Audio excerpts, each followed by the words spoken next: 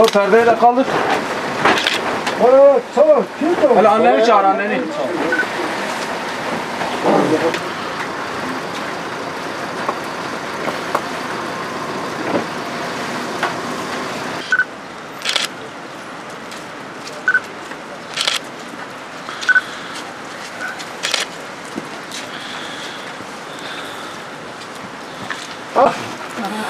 Ama.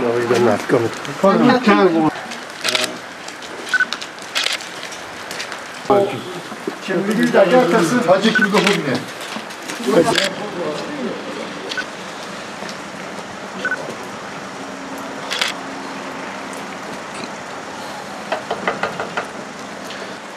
Selamünaleyküm.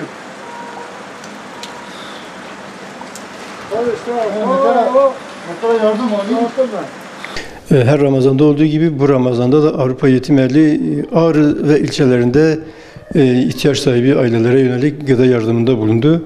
Bu kapsamda Ağrı, Eleşi ve Tarşa ilçelerinde onlarca aileye gıda yardımında bulunduk. Bu yardımlarımız Ramazan süresince devam edecek inşallah.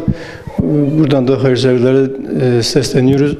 Bu tür iyilik kervanlarına onların da katkıları olsun inşallah. Yetim ihtiyaç sahibi ailelerimize hep beraber yardım elimizi uzatalım inşallah.